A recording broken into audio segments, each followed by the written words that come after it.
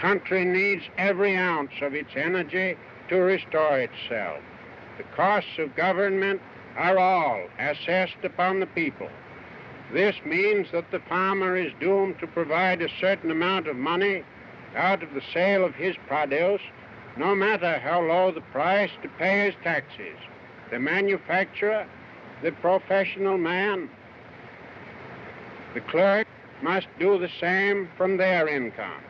The wage earner, often at a higher rate when compared with his earning, makes his contribution, perhaps not directly, but indirectly, in the advanced cost of everything he buys. The expenses of the government reach everybody. Taxes take from everyone a part of his earnings and force everyone to work for a certain part of his time for the government. When we come to realize that the yearly expenses of the governments of this country, the stupendous sum of about $7,500,000,000, we get $700 million is needed by the national government and the remainder by local governments. Such a sum is difficult to comprehend. It represents all the pay of 5 million wage earners receiving $5 a day, working 300 days in the year. If the government should add $100 million of expense, it would represent 4 days more work of these wage earners. These are some of the reasons why I want to cut down public expense.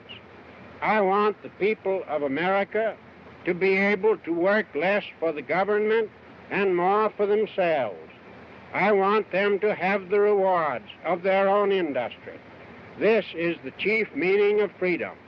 Until we can reestablish a condition under which the earnings of the people can be kept by the people, we are bound to suffer a very severe and distinct curtailment of our liberty. These results are not fanciful. They are not imaginary.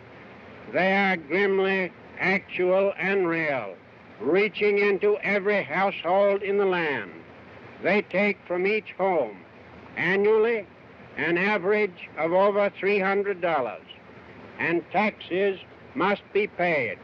They are not a voluntary contribution to be met out of surplus earnings. They are a stern necessity. They come first. It is only out of what is left after they are paid that the necessities of food, clothing, and shelter can be provided, and the comforts of home secured, or the yearnings of the soul for a broader and more abundant life gratified.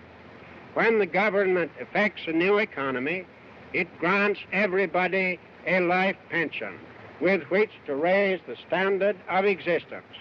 It increases the value of everybody's property and raises the scale of everybody's wages.